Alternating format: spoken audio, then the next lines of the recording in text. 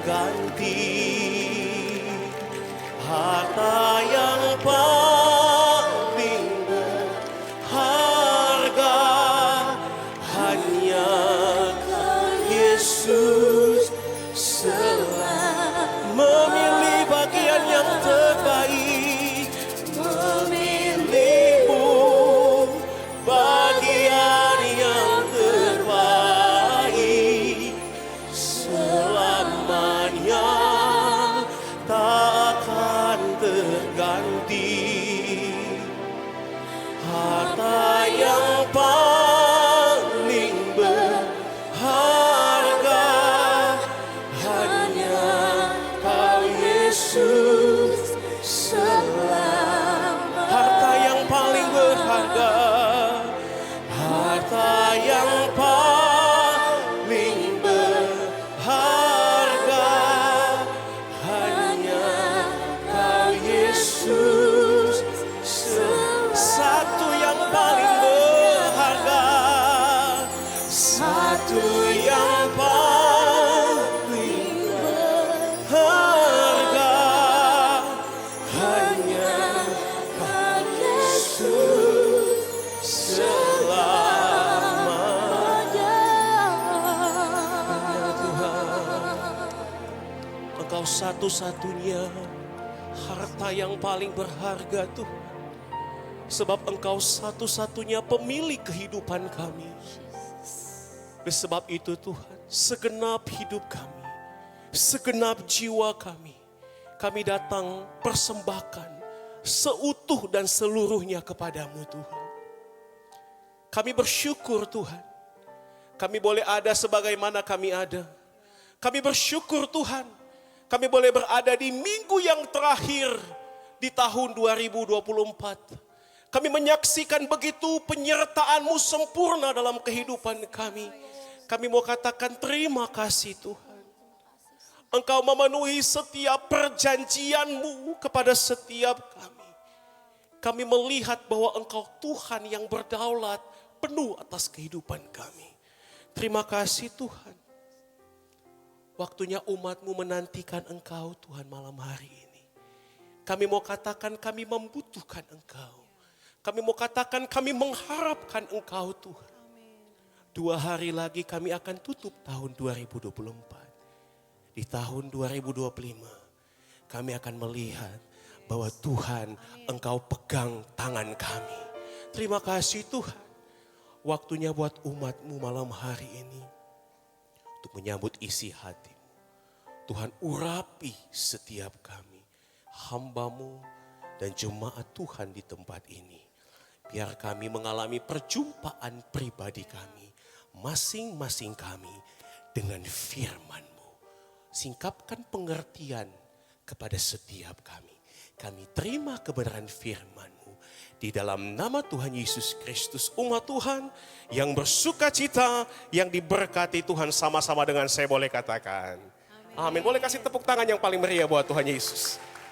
Puji Tuhan, silakan duduk saudara. Shalom. Kurang semangat saudara. Shalom. Sukacita boleh berjumpa di rumah Tuhan. Ya, kita bersyukur kalau hari ini kita dalam keadaan yang sehat, kita dalam keadaan diberkati Tuhan. Dan saudara dikasih oleh Tuhan Yesus Kristus, kita bersyukur. Ya, kalau hari ini kita boleh berada di minggu yang terakhir. Minggu yang kelima di bulan yang ke-12. Di bulan Desember di tahun 2024, 2 hari lagi kita akan tutup tahun ini, kita akan masuk tahun 2025, tahun yang penuh dengan kemenangan untuk kita semua.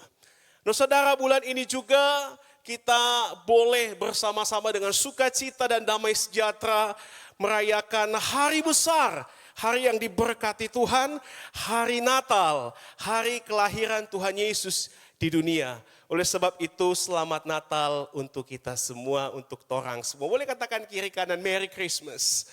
Ya, Merry Christmas for you, ya, dan for me. Ya saudara dikasih oleh Tuhan Yesus Kristus, ya bicara tentang Natal, bicara tentang kelahiran Tuhan di muka bumi, Tuhan memberikan sebuah rema, Tuhan memberikan sebuah pengertian secara pribadi bahwa kelahiran Tuhan Yesus, bahwa Natal itu berbicara tentang sebuah pemenuhan. Sekali lagi, tentang sebuah pemenuhan terhadap sebuah akad. Terhadap sebuah perjanjian, terhadap sebuah covenant antara Tuhan dengan kasih-Nya untuk kita, saudara. Sekali lagi, bicara tentang Natal, bicara tentang kelahiran Tuhan di muka bumi, itu bicara tentang bentuk sebuah pemenuhan dari sebuah perjanjian, atau saya gunakan istilah akad, saudara. Di sini pemenuhan sebuah perjanjian dan sebuah akad terhadap kasih-Nya untuk kita. Nah, saudara dikasih Tuhan Yesus Kristus, mungkin saya menggunakan bahasa yang kurang familiar, yaitu akad, saudara. Ya, secara pengertian bahasa akad itu sama dengan covenant, sama dengan perjanjian. Tapi bahasa akad itu diambil dari kata serapan dari bahasa Arab, saudara. Wow, ya, karena memiliki makna yang kuat, memiliki makna yang dalam. Akad secara etimologi itu bicara tentang sebuah ikatan perjanjian yang kuat, yang dilakukan oleh dua subjek dan dipenuhi dengan sebuah komitmen sehingga menimbulkan sebuah akibat hukum. Itulah pengertian akad. Akad sama seperti covenant, sama seperti perjanjian. Dan perlu kita sadari bahwa firman Tuhan, Alkitab, yang menjadi pandangan hidup kita, yang menjadi pegangan hidup kita, yang adalah Allah sendiri dalam Yohanes 1 ayat 1, itu dituliskan dalam bahasa akad. Perjanjian lama dan perjanjian baru. Dan saudara, dalam firman Tuhan, sudah Tuhan penuhi akad yang hari ini menjadi perjanjiannya dengan kita. Hari Natal yang hari ini kita rayakan, merupakan sebuah bukti bahwa Tuhan memenuhi akadnya. Kematiannya yang kita rayakan dengan hari Jumat Agung, bukti bahwa dia memenuhi akadnya. Kebangkitannya, kenaikannya ke surga, hari raya Pentakosta adalah bukti bahwa Tuhan sudah memenuhi akadnya, perjanjiannya dengan kita. Ada satu akad yang akan dia penuhi, hari ini dia belum penuhi, yaitu kedatangannya yang kedua kali, saudara. Nah, saudara dikasih oleh Tuhan Yesus Kristus, hari ini, bulan ini kita merayakan hari Natal, hari kelahiran Tuhan Yesus di muka bumi. Dan ini merupakan sebuah bentuk pemenuhan akad. Jelas tertulis dalam Yohanes 3 ayat 16, bisa sama-sama kita lihat secara langsung. Ini ayat yang sudah sangat populer dan mungkin sudah banyak yang hafal, saudara. Ya, Yohanes 3 ayat 16. Ya, sejak dari kita sekolah minggu kita sudah sering melafalkan ayat ini. Karena begitu besar kasih Allah akan dunia ini, sehingga ia telah mengaruniakan anaknya yang tunggal, supaya setiap orang yang percaya kepadanya tidak binasa, melainkan beroleh hidup yang kekal. Di sini ada dua subjek, ada dua perjanjian. Yang pertama Tuhan, yang kedua manusia. Dan Tuhan sudah memenuhi akadnya. Di sini dikatakan ia telah mengaruniakan anaknya yang tunggal. Sehingga hari ini kita boleh merayakan Natal. Kita boleh merayakan Christmas, saudara. Dan di sini yang kedua, supaya setiap orang yang percaya kepadanya tidak binasa. Inilah akad yang kita harus penuhi. Barang siapa yang percaya tidak binasa. Berarti harus ada kepercayaan. Baru tidak binasa. Karena akad yang tidak dipenuhi oleh salah satu subjek dinyatakan batal demi hukum. Akad yang tidak dipenuhi oleh salah satu subjek secara bahasa hukum, karena saya punya background sekolah hukum, saudara, dinyatakan batal demi hukum dan tidak ada kuasa untuk mengikat. Makanya hari ini jelas, saudara, Tuhan sudah memenuhi akadnya. Pertanyaannya, apakah kita pada posisi sudah memenuhi akad, sudah memenuhi perjanjian, sudah memenuhi covenant yang terikat dengan Tuhan? Saudara, bahasa akad sering kita dengar mungkin Untuk teman-teman properti akad jual beli, ada kewajiban, ada hak. Untuk saudara-saudara kita di seberang, saudara, akad nikah. Ada ijob, ada kabul. Saudara, sebuah ikatan dari dua subjek yang harus dipenuhi. Kalau tidak, batal demi hukum.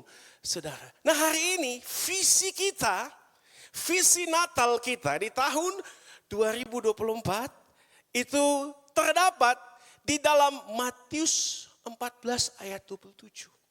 Bisa ditampilkan lagi tema kita. Dan dari perikop ini saudara, ya, dari perikop ini kisah tentang bagaimana Yesus berjalan di atas air. Sehingga Petrus pun ikut berjalan di atas air. Saudara, dalam perikop ini, dalam ayat ini ada 3 perkataan yang powerful. Yang menjadi perkataan Tuhan Yesus, yang menjadi akad yang harus kita penuhi. 3 perkataan ini adalah perkataan Tuhan menjadi sebuah perintah yang hari ini kita harus penuhi sebagai pemenuhan akad. Saudara, tenanglah, aku ini jangan takut. Dan dalam perikop ini saudara, dalam Matius 14 ayat 22 sampai 33 menceritakan tentang sebuah kisah dari Petrus yang melakukan pemenuhan akad sekaligus pengingkaran terhadap akad. Sekali lagi, di kisah ini jelas dituliskan bagaimana Petrus memenuhi akad dan dia ingkar terhadap akad. Di ayat yang ke-29, saudara, kita bisa lihat di situ Tuhan sudah sampaikan 3 perkataan ini loh di ayat 27. Betul ya? 27. Di ayat yang ke-29 itu kata Yesus, datanglah maka Petrus turun dari perahu dan berjalan di atas air mendapatkan Yesus. Itu posisi saudara, Petrus lagi memenuhi 3 perkataan Tuhan yang menjadi akad yang dia harus penuhi. Dia tenang. Dia melihat yang namanya aku ini. Dia lihat Tuhan. Saudara, sehingga dia tidak takut. Sehingga apa yang terjadi? Dia berjalan di atas air, saudara. Saudara, kenapa? Karena adanya pemenuhan akad yang menghasilkan iman, yang memanifestasikan kuasa kasih Tuhan berlaku dalam kehidupan Petrus waktu itu. Itu yang akan kita alami. Di saat saudara kita memenuhi akad kita dengan Tuhan, Tuhan sudah penuhi akadnya. Saudara, kita tenang, kita melihat aku ini yang adalah Tuhan. Saudara, kita tidak takut, kita akan berjalan di atas air. Berjalan di atas air itu berbicara melawan hukum logika. Berjalan di atas air itu berbicara melawan hukum kemustahilan, saudara. Dan itu yang akan kita alami. Sama seperti pesawat terbang mengalahkan gaya gravitasi, saudara. Sama seperti Petrus, saudara. Dia berjalan di atas air dan tidak tenggelam. Itulah yang akan kita alami kalau kita memenuhi akad kita dengan Tuhan. Tepuk tangan dong buat Tuhan Yesus. Nah saudara, ini kasih Tuhan Yesus Kristus. Hal yang kedua, secepat itu kita beralih di ayat 30. Sebaliknya saudara, lawannya, kontranya saudara. Ya, di ayat yang ke-30. Tetapi ketika dirasanya tiupan angin, takutlah ia dan mulai tenggelam. Lalu berteriak, Tuhan tolonglah aku. Dia lagi tidak memenuhi akad. Dia tidak tenang. Kenapa? Karena pandangannya terdistraksikan. Pandangannya teralihkan dengan fakta-fakta geografis. Sehingga rasa takut itu muncul. Sehingga apa yang terjadi setelah itu? Dia tenggelam. Pertanyaannya, Tuhan ada gak di situ? Tapi ada waktu dia tenggelam loh. Tapi Tuhan hadir. Karena dia lagi tidak memenuhi akadnya. Sehingga dia mengingkari imannya. Saudara, Tuhan ingatkan satu perikop dari Yesaya 59 ayat 1 sampai 2. Itu yang menyebabkan kenapa Petrus tenggelam. Sesungguhnya tangan Tuhan tidak kurang panjang untuk menyelamatkan dan pendengarannya tidak kurang tajam untuk mendengar. Kok Petrus bisa tenggelam loh saudara? Padahal Tuhan hadir. Dia Allah maha hadir. Dia omnipresent. Dia omnipotent. Dia Allah yang maha kuasa. Pertanyaannya kenapa Petrus tenggelam? Ayatnya yang kedua, saudara. Tetapi yang merupakan pemisah antara kamu dan Allahmu ialah segala kejahatanmu dan yang membuat dia menyembunyikan diri terhadap kamu sehingga tidak mendengar ialah segala dosamu. Ketidakpemenuhan akad yang menghasilkan keingkaran terhadap iman adalah sebuah kejahatan, adalah sebuah dosa sehingga Petrus di luar jangkauan kuasa Tuhan. Padahal Tuhan hadir loh. Itu yang membuktikan dia Allah yang maha hadir. Tetapi untuk kita merasakan kuasanya harus ada pemenuhan akad. Harus ada pemenuhan perjanjian. Dan Petrus tidak melakukan hal itu. Apa yang terjadi? Dia tenggelam. Sudah. Makanya betul apa yang dikatakan dalam Roma 8 ayat 1. Sebab di dalam Kristus tidak ada penghukuman. Yes, di dalam Kristus there is no punishment. Tapi di luar Kristus yang ada adalah penghukuman. Yang ada adalah kebinasaan. Yang ada adalah kehancuran. Sama seperti hari-hari ini kita hujan. Perlu payung untuk bernaung. Di saat kita keluar payung kita basah. Di saat kita di bawah payung saudara, kita nggak akan basah. Kita nggak akan tenggelam. Kita akan berjalan di atas air tanpa basah. Kita akan berjalan di tengah hujan tanpa basah. Begitu pula kehidupan kita dapat kita simpulkan. Bahwa pemenuhan akad menghasilkan iman. Dan itu yang akan membawa, memanifestasikan kuasa Tuhan terjadi dalam kehidupan kita. Sebaliknya, di saat kita tidak memenuhi akad tersebut, perjanjian tersebut saudara, maka yang terjadi kita mengingkari iman kita. Artinya kita di luar dari jangkauan kuasa kasihnya Tuhan. Amin. Nah penting bagi kita untuk mengetahui formula hal ini. Supaya apa? Kita bisa menjadi orang Kristen yang cukup tahu diri. Saudara, jangan kita menuntut kepada Tuhan. Sedangkan kita lagi tidak memenuhi akad kita. Perjanjian kita dengan Tuhan. Tuhan yang kita sembah adalah Tuhan perjanjian. Adalah Tuhan covenant. Adalah Tuhan akad yang sudah dia penuhi. Tinggal kita memenuhi akad itu atau tidak. Saudara dikasih oleh Tuhan Yesus Kristus. Ya, 3 perkataan Tuhan yang menjadi akad yang harus kita penuhi dari peristiwa ini. Tenanglah. Aku ini jangan takut. Merujuk langsung kepada satu elemen dalam kehidupan kita. Yang dikenal dengan nama jiwa. Wah, jiwa. Kenapa? Ada fakta-fakta yang perlu kita ketahui tentang jiwa. Jiwa merupakan medan pertempuran terbesar sepanjang masa. Antara dua elemen yang selalu bertempur dan tidak akan henti sampai kita tutup usia. Yaitu tubuh dan roh. Dan itu yang Alkitab katakan Galatia 5 ayat 17. Sebab keinginan daging bertentangan dengan keinginan roh. Roh itu penurut tapi daging lemah. Saudara. Dan itu terletak di media yang namanya jiwa. Saudara. Dan fakta yang selanjutnya, jiwa adalah posisi di mana terletak keputusan berada.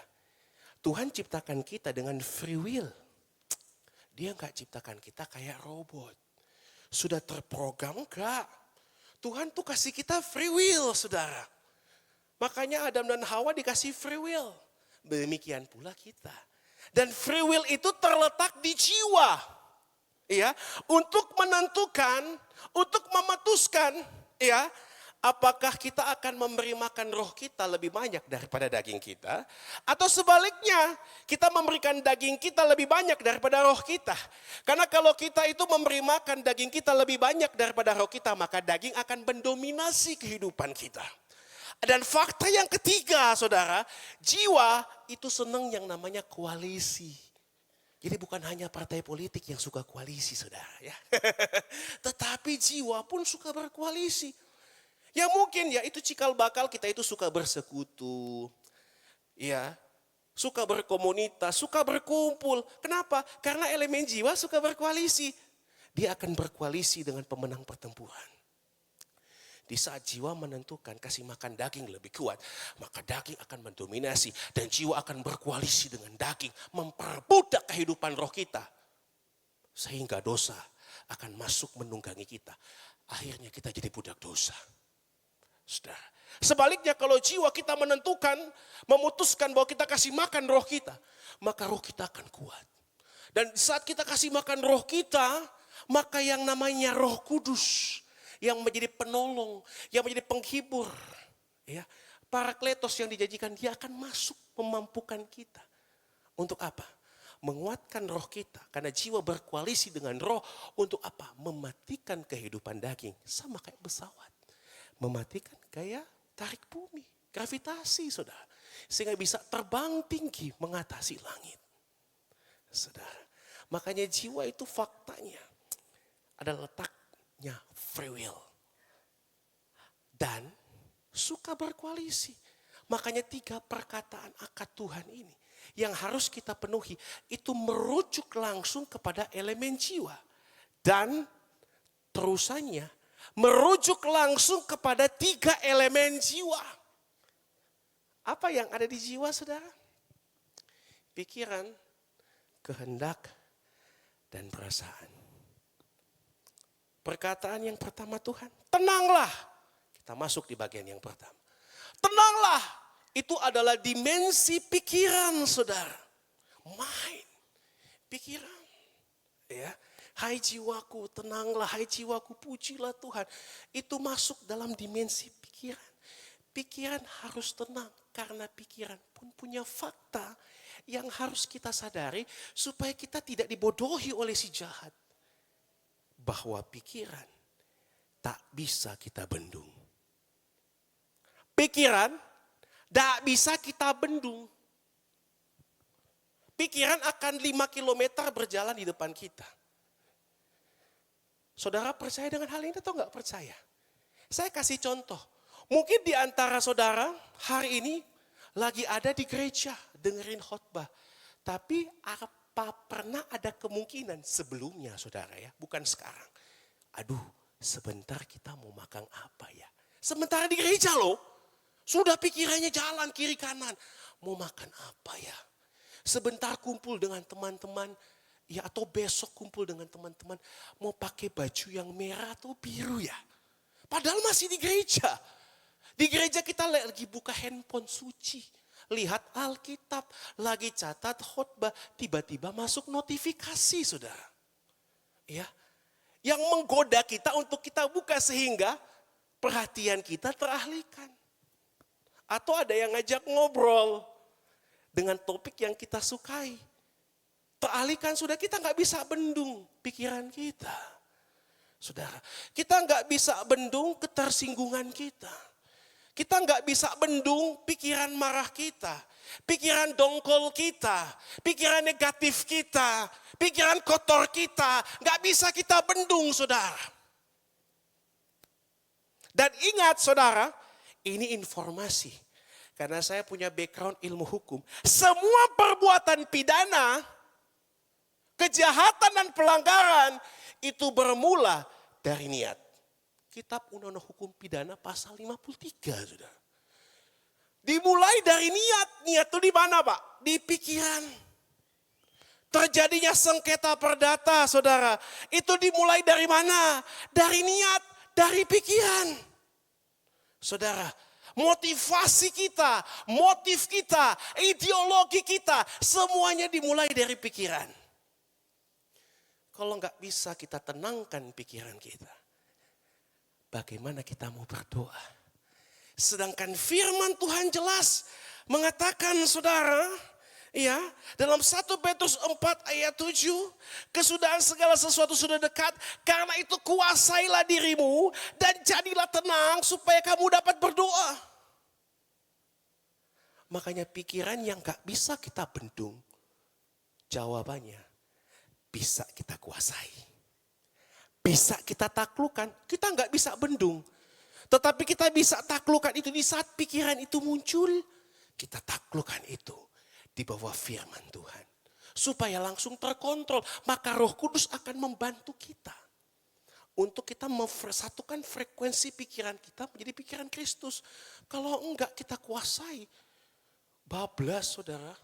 Gak bisa kita berkomunikasi dengan Tuhan. Dan kalau kita tidak berkomunikasi dengan Tuhan. Bagaimana kita mau berhubungan dengan Tuhan? Pikiran harus kita kuasai. Pikiran harus kita taklukkan. Filipi 2 ayat 5, hendaklah kamu dalam hidupmu bersama menaruh pikiran dan perasaan yang terdapat juga dari Kristus Yesus. Kita harus taklukkan pikiran kita. Kita akan kuasai pikiran kita yang tak terbendung itu, saudara. Ya, apalagi kalau sudah bicara tentang ketersinggungan dan kemarajuan, saudara, itu hal yang paling wow. Bukan di luar, saudara, tapi di dalam pun ada kemungkinan atau possibility itu terjadi. Dan kita enggak lagi memenuhi akad kita dengan Tuhan. Bagaimana kita mau ada dalam jangkauan kuasa Tuhan? Amin. Itu fakta firman Tuhan yang kita harus ketahui hari-hari ini. Pikiran, saudara, bisa menjadi kekuatan yang tidak terbatas. Namun bisa menjadi kelemahan yang menghancurkan, yang membinasakan kita. Yang setuju katakan amin. Saudara, maka dapat disimpulkan di bagian yang pertama.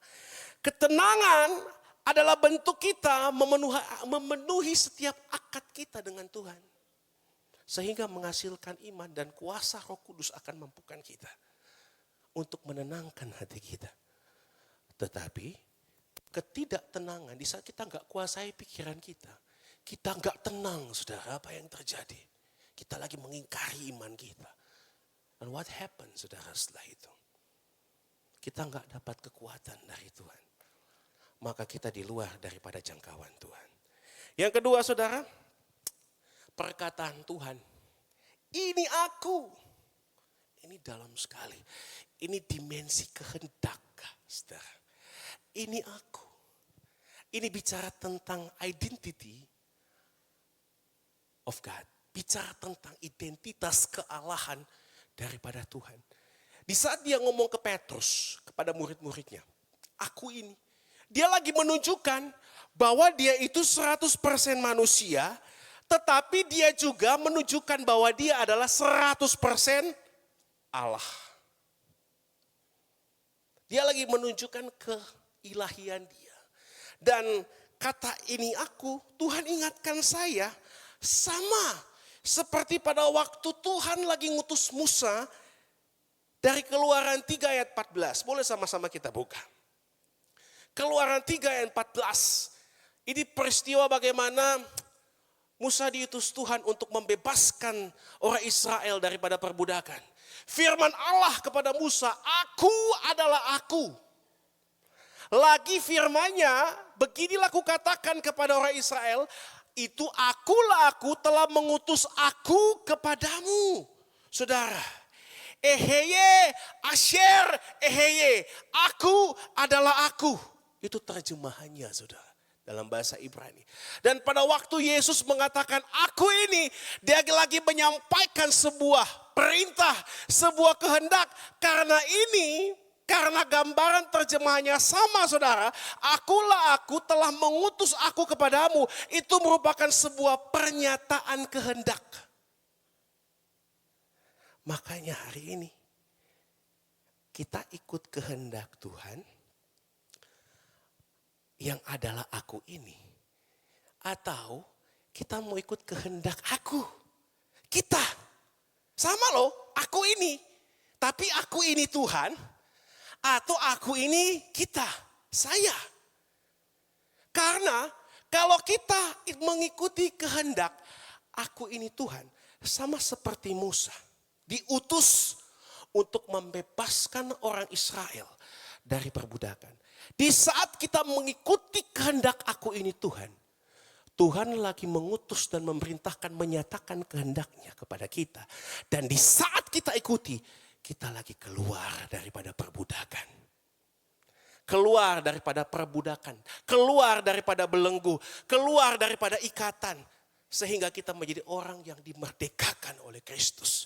Dimerdekakan dari dosa, dimerdekakan dari kelemahan dan kekurangan kita. Kalau kita ikut kehendak aku ini, kita lagi memenuhi akad. Dan itu menghasilkan iman. Yang membuat kita adalah jangkauan Roh Kudus untuk bekerja. Tapi kalau enggak, saudara. Kalau kita mengikuti aku ini, di saat Musa enggak mau ikut kata Tuhan. Apa yang terjadi? Orang Israel akan terus dalam perbudakan. Begitu pula kita, saudara. Di saat kita enggak mengikuti aku ini kata Tuhan, tapi aku ini kata saya, maka kita akan selamanya dalam perbudakan dosa. Dan enggak akan keluar dari situ. Amin. Makanya kita harus letakkan kehendak Tuhan di atas segalanya. Ya, bukan kehendak kita, bukan keinginan kita, tapi keinginan Tuhan. Demikian pula di saat kita berdoa, kita meminta, kita mengharapkan segala sesuatu ke Tuhan, tapi di saat itu tidak terpenuhi, kita merajuk, kita marah sama Tuhan. Padahal doa itu lebih bicara tentang apa yang menjadi kehendak Tuhan terjadi dalam kehidupan saya. Bukan kehendak saya, keakuan saya, kita paksakan Tuhan untuk ikuti. Bukan. Maka miracle gak akan terjadi. Kenapa? Tidak ada kesepakatan. Tidak ada akad yang dipenuhi. Jadi di saat kita gak mengikuti kehendak aku ini, kita lagi mengingkari akad kita. Kita lagi mengingkari iman kita. Maka kita di luar jangkauan Tuhan. Kuasa Tuhan. Tapi kalau kita mengikuti kehendak Tuhan. Apa yang terjadi? Kita lagi memenuhi akad kita. Sehingga itu menghasilkan iman. Yang akan membawa pada suatu kuasa, pada suatu kemenangan. Kepada kemenangan yang lain. Kemuliaan kepada kemuliaan yang lain. Berikan tepuk tangan bagi Tuhan. Biar kita paham. Di tahun 2025, biarlah semua tentang Tuhan semakin besar, saya semakin kecil. Meskipun saya saat ini belum kecil, saudara, masih besar. Ya, penting bagi kita untuk meletakkan Tuhan di atas segalanya. Yang terakhir, saudara, yang ketiga, jangan takut. Jangan takut itu ada dalam dimensi perasaan. Rasa takut, rasa bimbang, saudara. Dan ada fakta yang perlu kita ketahui berkaitan tentang jangan takut. Ada berapa kali Tuhan sampaikan jangan takut di dalam firman-Nya? Ada yang tahu? Wah, itu ada yang bisik-bisik, dia udah tahu nih. Ya, rajin baca Alkitab. Ya, ada yang tahu berapa kali Tuhan ngomong jangan takut? 365 kali. Satu tahun ada berapa hari, saudara? 365 hari. Kecuali tahun kabisat 366. Tapi umumnya bicara tentang satu tahun itu 365 hari. Berarti Tuhan lagi mengingatkan kita. Kok jangan takut, tiap hari jangan takut. Dia ingatkan every day buat kita. Kita jangan takut. Kenapa? Dia lagi mengajarkan satu hal. Di saat kita takut kepada dunia. Di saat kita takut kepada ego kita. Di saat kita takut kepada apa yang orang lain sampaikan tentang kita. Kita lagi memposisikan kita berani kepada Tuhan. Sekali lagi, di saat kita takut kepada dunia, kita takut kepada ego, kita takut kepada keadaan yang mungkin hari ini secara manusia kita lihat dan kita inginkan, kita rasakan. Kita lagi pada posisi berani kepada Tuhan. Sebaliknya, di saat kita takut kepada Tuhan, kita lagi menunjukkan bahwa kita berani kepada dunia. Kita berani melawan ego kita. Kita berani. Untuk apa? Ada pada kebenaran. Ada pada komitmen dan konsistensi kita untuk hidup di dalam firman. Dan Roh Kudus akan mampukan kita. Karena kecenderungan manusia akan takut kepada siapa yang dia sembah. Betul? Takut kepada Tuhan adalah permulaan hikmat dan pengetahuan. Takut kepada Allah artinya kita nyembah Allah. Kalau kita takut kepada hal yang fana berarti kita menyembah hal yang fana. Pertanyaannya, siapakah Tuhanmu saat ini? Apakah Tuhan atau ketakutanmu? Karena itu gak kebetulan saudara. Dari dalam Wahyu 21 ayat 8. Tuhan tuh menyamakan penakut dengan apa saudara? Saya bacakan untuk saudara. Tetapi orang-orang penakut, orang-orang yang tidak percaya, orang-orang keji, orang-orang pembunuh, orang-orang sundal, tukang-tukang sihir, penyembah-penyembah berhala, semua pendusta, mereka akan mendapatkan bagian mereka di dalam lautan yang menyala-nyala oleh api belerang. Inilah kematian yang kedua, saudara. Orang penakut disamakan dengan penyembahan berhala. Ini Alkitab yang sampaikan, saudara. Amin. Dan orang penakut langsung bypass kematian kedua. Gak ada perkataan lain, saudara. Tuhan serius dengan firman-Nya malam ini. Tuhan serius dengan visinya yang disampaikan di Natal tahun 2024. Supaya kita jangan jadi orang Kristen yang penakut. Takut kepada dunia, berani melawan Tuhan. Takut kepada Tuhan, berani melawan dunia. Itu faktanya, saudara. Dan ada beberapa kisah yang saya mau tunjukkan malam hari ini. Tokoh-tokoh di Alkitab yang lebih takut kepada Allah daripada kepada dunia. Abraham lebih takut kepada Allah daripada takut kehilangan anaknya yang tunggal. Dia lebih takut kepada Tuhan daripada keluarganya. Sehingga apa yang terjadi saudara? Keselamatan keluarga dan janji keturunannya terjadi. Keturunan Abraham seperti pasir di laut. Yang kedua, Yakub. Yakub lebih takut kepada Allah daripada takut menghadapi Esau. Esau itu bicara tentang apa? Tentang orang lain. Saudara, di saat kita lebih takut kepada Tuhan daripada orang lain, itu musuh kita, kita lagi mengampuni, kita lagi mengasihi dia. Dan apa yang terjadi? Amsal 16 ayat 7, jikalau Tuhan berkenan kepada jalan seseorang, maka musuh orang itu pun didamaikan dengan dia. Hari ini saudara yang punya musuh, jangan kau takut dengan musuhmu, takut dengan Tuhan. Dengan cara ampuni dia, kasih dia, maka kita akan didamaikan dengan dia. Amin. Yang ketiga, Yusuf lebih takut kepada Allah daripada kepada istri Potifar, saudara. Istri Potifar itu bicara tentang kenikmatan dunia, bicara tentang hobi, bicara tentang kesukaan kita. Tapi di saat Yusuf memilih untuk lebih takut kepada Allah, apa yang terjadi? Tuhan mengangkat dia. Tuhan memberikan otoritas kepada dia. Bahkan di usia yang lebih muda dari saya, dia sudah jadi Perdana Menteri. 30 tahun. Saya 32. Ada waktunya, saudara. Amin.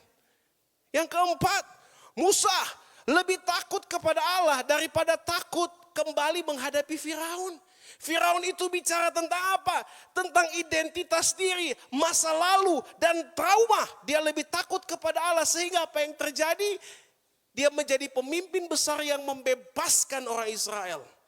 Kalau kita lebih takut kepada Tuhan daripada masa lalu kita, trauma kita, maka Tuhan akan membebaskan kehidupan kita dari perbuatan kita. Dari trauma yang mengikat kita, belenggu yang mengikat kita. Yosua lebih takut kepada Allah daripada takut menghadapi Yeriko. Yeriko bicara tentang kemustahilan. Ada orang enak, temboknya tebal-tebal, tapi dia lebih takut kepada Allah. Apa yang terjadi? Terobosan. Orang Israel mengalami terobosan. Itu yang akan kita alami. Di saat kita lebih takut Tuhan daripada kemustahilan, maka terobosan akan kita alami hari-hari ini. Bahkan tahun 2025 menjadi tahun terobosan buat kita. Daud lebih takut kepada Allah daripada menghadapi Goliat. Ada apa dengan Goliat? Goliat itu apa yang orang lain katakan. Apa yang menjadi cemoohan orang. Apa yang mungkin orang gosipkan tentang kita. Sudahlah saudara, takutlah kepada Tuhan.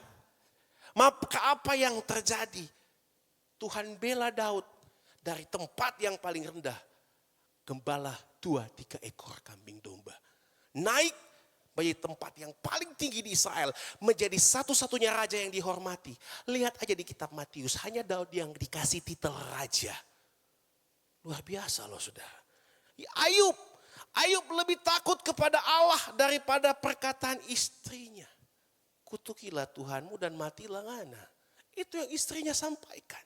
Di saat dia lebih takut kepada Tuhan, apa yang terjadi? Dia dipulihkan dan dilipat gandakan apa yang dia miliki, saudara. Daniel, dia lebih takut kepada Allah daripada takut menghadapi singa. Singa itu bicara tentang sakit, itu bicara tentang kematian. Jangan kita takut meskipun manusiawi ya, kalau kita khawatir kita takut dengan sakit dan kematian. Tetapi jangan itu menguasai kita. Kita harus takut kepada Allah daripada sakit dan kematian. Dan apa yang terjadi? Apa yang terjadi saudara? Perlindungan Tuhan. Itu yang kita akan alami. Sadrak, Mesak, Abednego. Yang terakhir.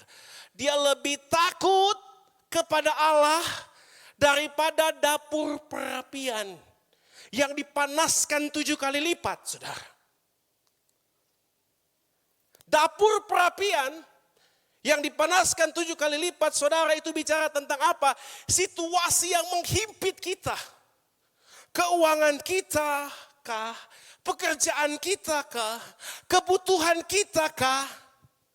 Jodoh kita kah? Jodoh, halo anak-anak muda, jangan kau takut tidak mendapatkan jodoh. Masa depan kita kah? Di saat kita lebih takut Tuhan daripada semua hal-hal itu, apa yang terjadi? Sadrak, Mesak, Abednego disertai oleh Tuhan. Bahkan di dapur perapian mereka bertiga ternyata berempat. Kenapa? Ada ini seperti anak Allah menyertai mereka. Di saat kita lebih takut Tuhan, maka dia menjadi Allah yang berperang, menggantikan kita dan memberikan kita kemenangan. Tahun 2025 adalah tahun kemenangan buat kita semua. Yang percaya katakan amin. Sehingga dapat kita simpulkan bahwa takut kepada dunia berarti berani melawan Tuhan. Sebaliknya takut kepada Allah berarti berani terhadap dunia, terhadap ego. Karena kita lagi memenuhi akan.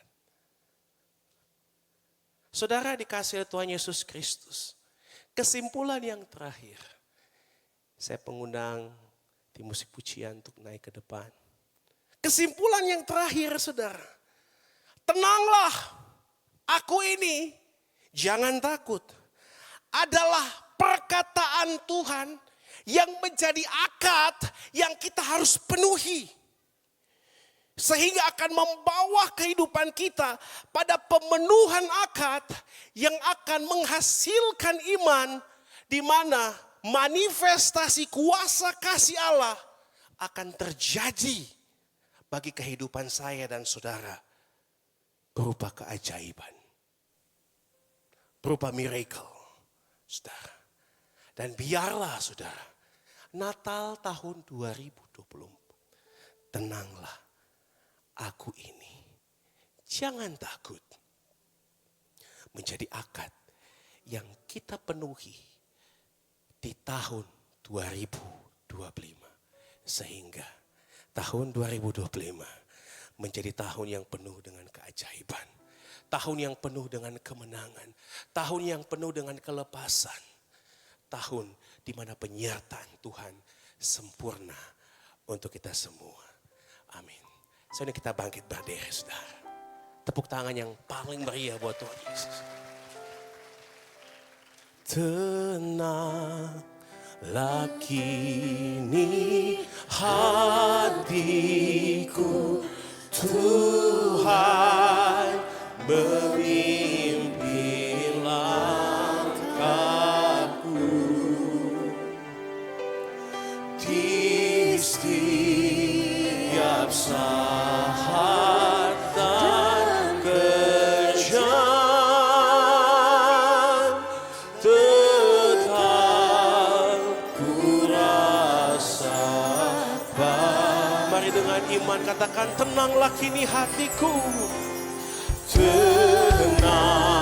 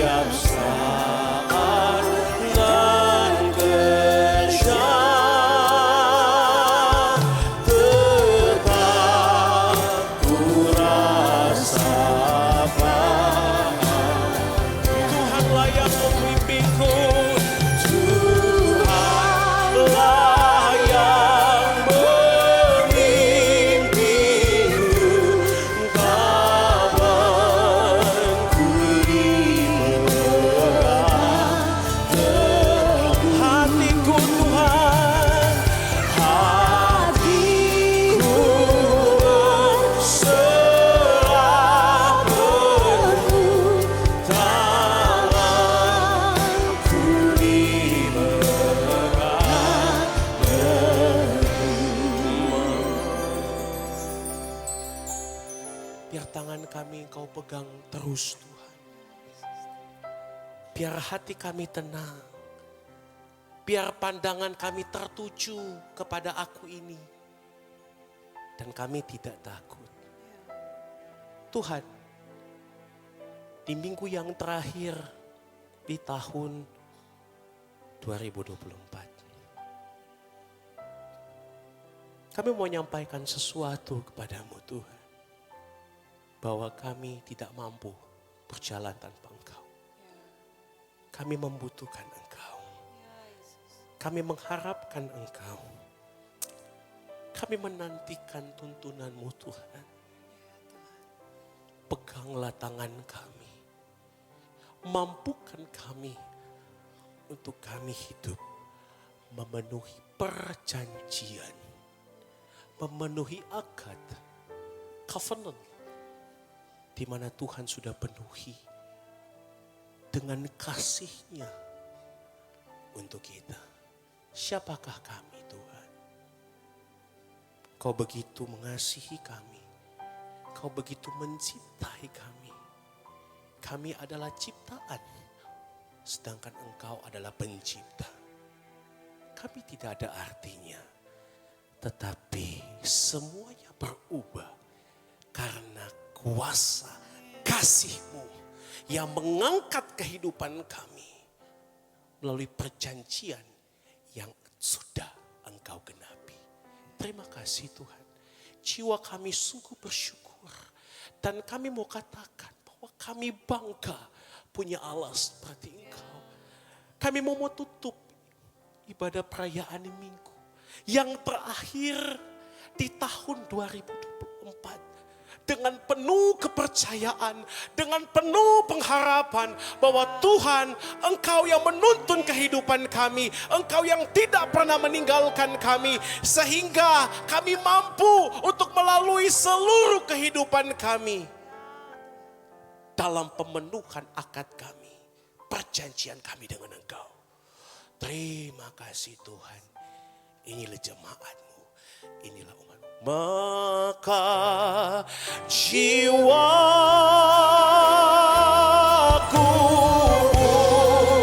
memuji-Mu, sungguh besar, sungguh besar. Kau Allahku, Kau Allah. Maka jiwaku memuji-Mu.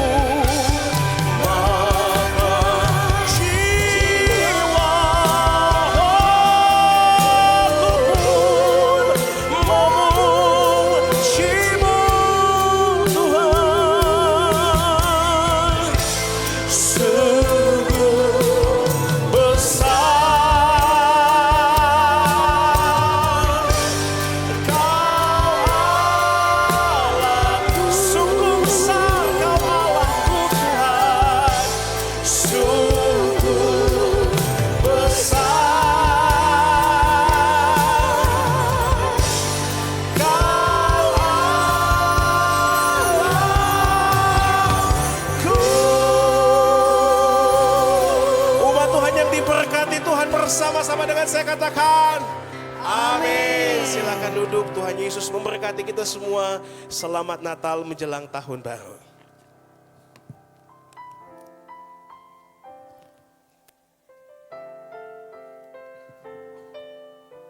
Ya, Bapak Ibu, jemaat Tuhan yang diberkati Tuhan, saatnya kita akan membawa setiap persembahan, persiapkan setiap persembahan Bapak Ibu dan kita berdoa. Terpujilah Bapa di sorga, kami bersyukur lewat firman-Mu kami diingatkan agar kami tidak perlu takut, kami tidak perlu gelisah, kami tenang.